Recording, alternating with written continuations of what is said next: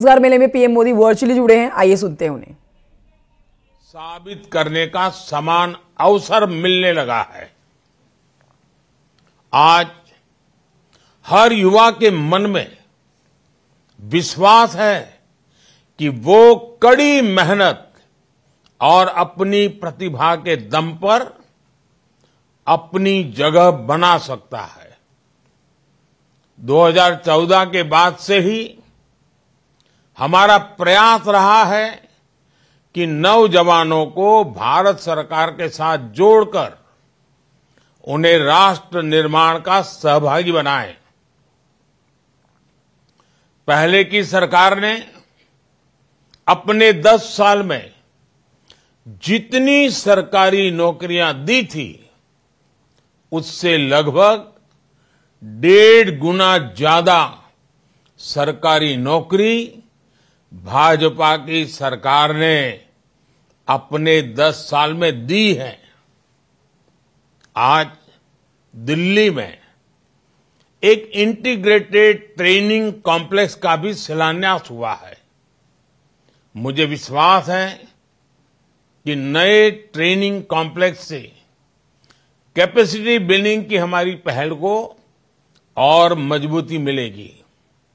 साथियों, आज सरकार के प्रयासों से देश में युवाओं के लिए नए नए सेक्टर खुल रहे हैं। इन सेक्टर्स में जो नए अभियान सरकार ने शुरू किए हैं, उसकी वजह से रोजगार, स्वरोजगार ऐसे अनेक नए मौके बन रहे हैं।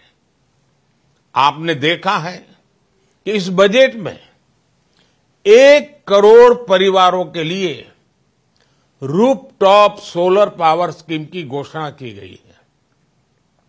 अब छत पर सोलर पैनल लगाने वालों को डबल फायदा होगा।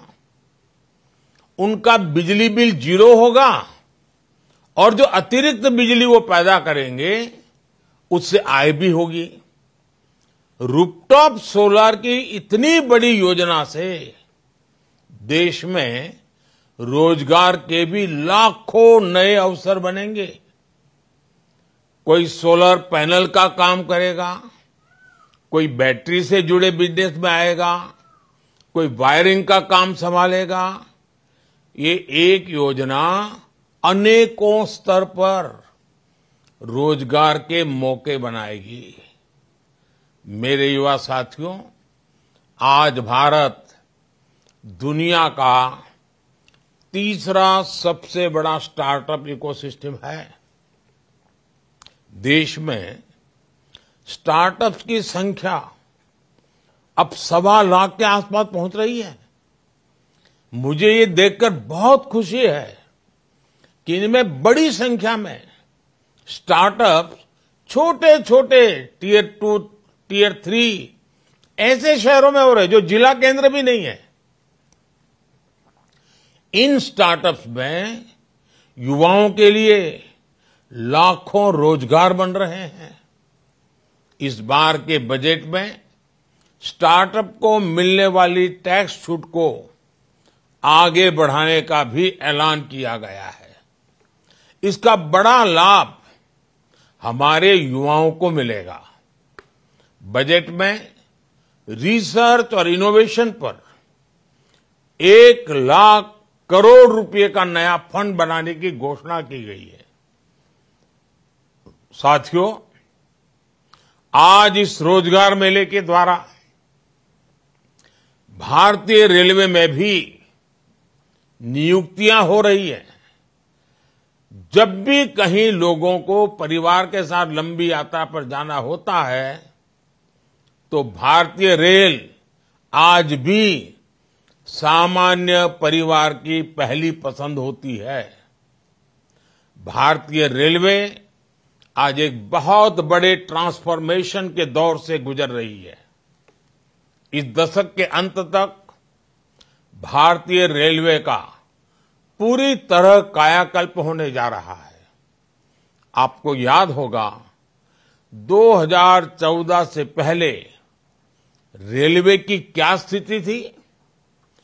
रेलवे लाइनों का इलेक्ट्रिफिकेशन हो या दोहरीकरण करना हो, ट्रेनों का संचालन बेहतर करना हो या यात्रियों के लिए सुविधाएं बढ़ानी हो, इस तरह पहले की सरकारों ने उतना ध्यान नहीं दिया जितना ध्यान दिया जाना चाहिए था। पहले की सरकारें सामान्य भारतीय की परेशानियों के प्रति उपेक्षा का भाव लिए रही।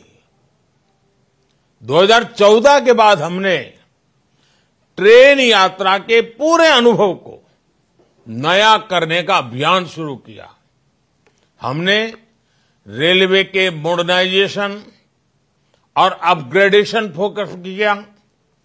इस बार आपने बजट में भी देखा होगा, सरकार ने ऐलान किया है कि वंदे भारत एक्सप्रेस जैसी 40,000 आधुनिक बोगियां तैयार कर उन्हें सामान्य ट्रेनों में जोड़ा जाएगा। इससे सामान्य यात्रियों का सफर और सुविधाजनक हो जाएगा। साथियों, देश में जब कनेक्टिविटी का विस्तार होता है तो उसका प्रभाव एक साथ कई चीजों पर पड़ता है।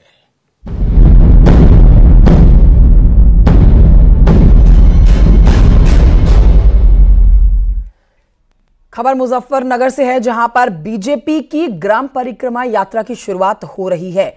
एक बड़ी अपडेट आप तक पहुंचा रहे हैं। बीजेपी के राष्ट्रीय अध्यक्ष जेपी नड्डा मुजफ्फरनगर के शुक्र तीर्थ से ग्राम परिक्रमा का आगाज करने जा रहे हैं। ग्राम परिक्रमा यात्रा की आज से शुरुआत होने जा रही है और इस कार्यक्रम में यूपी के सीएम योगी आदित्यनाथ भी मौजूद रहेंगे। गाँव की परिक्रमा और किसानों के साथ चौपाल का कार्यक्रम है। दोपहर 12 बजे सीएम योगी और जेपी नड्डा शुक्र तीर्थ पहुंचेंगे। तैयारियां पूरी कर ली गई हैं। मुख्यमंत्री योगी आदित्यनाथ होंगे बीजेपी राष्ट्रीय अध्यक्ष जेपी नड्डा के साथ में। और आज से आप कह सकते हैं बीजेपी का मिशन 80 को साधने का सिलसिला शुरू हो चुका है। उमेश श्रीवास्तव मुजफ्फरनगर से हमारे साथ इस समय लाइव मौजूद हैं। सीधे रुख करेंगे उनसे और जानकारी के लिए। मुजफ्फरनगर से उमेश हमारे साथ है। उमेश, क्या तैयारियां कर ली गई हैं? थोड़ा सा समय और, जहां पर मुजफ्फरनगर वासियों को अपने बीच में मुख्यमंत्री योगी आदित्यनाथ और जेपी नड्डा को देखना होगा। जी देखिए, मिशन 2024 को लेकर भारतीय जनता पार्टी मजबूत किलेबंदी कर रही है।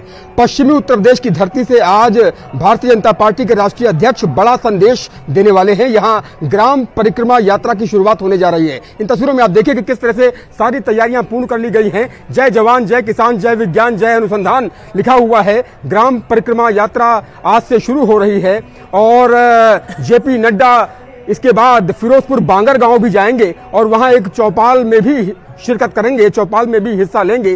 सारी तैयारियां पूर्ण हो चुकी हैं और तमाम नेता यहां पर आज पहुंचेंगे और ग्राम परिक्रमा यात्रा में हिस्सा लेंगे। हमारे साथ हमारे सहयोगी विनेश पवार जी मौजूद हैं। विनेश जी, पश्चिमी उत्तर प्रदेश की धरती एक बार फिर से बड़ा संदेश देने जा रही है। खासतौर से भारतीय जनता पार्टी जिस तरह से मजबूत किलेबंदी कर रही है पश्चिमी उत्तर प्रदेश में खासतौर से, और एक बड़ा संदेश दिया जा रहा है। देखिए, भारतीय जनता पार्टी के इस कार्यक्रम के बाद जिस तरह से मुजफ्फरनगर और वेस्ट यूपी की इस धरती पर यह आयोजित किया गया है और जो नाम दिया गया है ग्राम यात्रा का दिया गया है, किसान यात्रा, तो उससे मूल मकसद यही समझ में आता है कि अगला आगामी 2024 का जो चुनाव है उसमें भारतीय जनता पार्टी सिर्फ टारगेट करना चाहती है किसानों को भी, क्योंकि पिछले दिनों किसान कहीं ना कहीं भारतीय जनता पार्टी से नाराज भी रहे हैं और कई बार विरोध का सामना भी करना पड़ा है। तो इस बार जो भारतीय जनता पार्टी है वो कोई कसर नहीं छोड़ना चाहती, मूल रूप से छोड़ना चाहती। भारतीय जनता पार्टी के राष्ट्रीय अध्यक्ष जेपी नड्डा, मुख्यमंत्री योगी आदित्यनाथ, केंद्रीय मंत्री संजीव बालियान और भूपेंद्र चौधरी, तमाम जो है नेता आज उपस्थित रहेंगे। कितने बजे का कार्यक्रम है, कितने बजे तक आने की संभावना है जेपी नड्डा जी?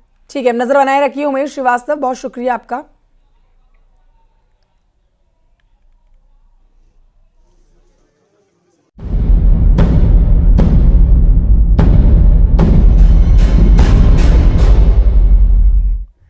इलाहाबाद हाईकोर्ट में ज्ञानवापी तलगृह में पूजा की इजाजत के खिलाफ दायर याचिका पर सुनवाई जारी है। ज्ञानवापी परिसर में स्थित व्यासजी तहखाने में जिला जज वाराणसी की ओर से पूजा अर्चना की इजाजत दिए जाने के फैसले को चुनौती देने वाली याचिका पर सुनवाई चल रही है। आपको बता दें कि अंजुमन इंतजामिया मसाजिद कमेटी ने वाराणसी जिला जज के 17 और 31 जनवरी के फैसले को चुनौती दी है।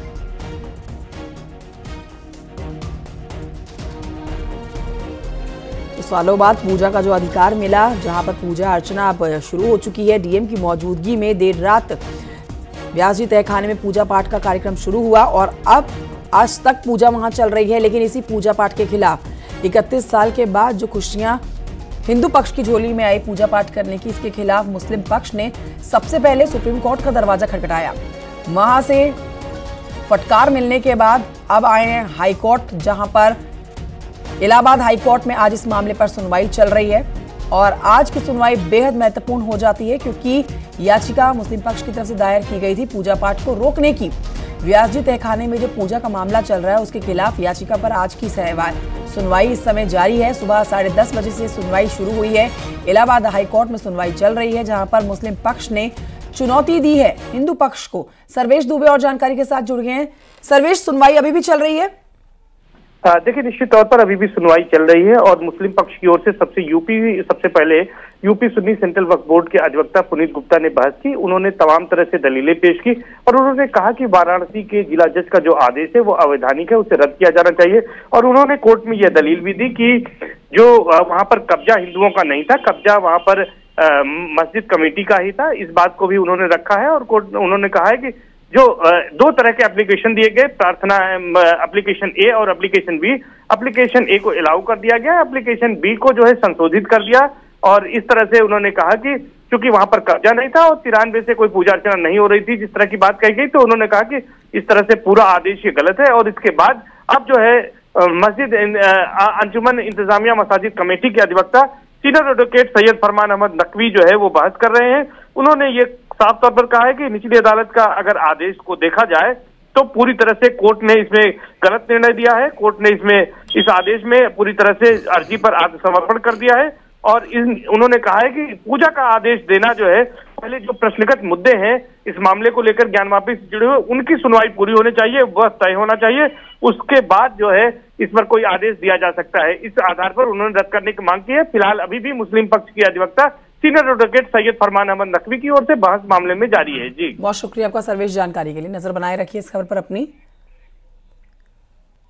एक छोटे से ब्रेक के लिए रुक रहे हैं, जल्द लौटेंगे।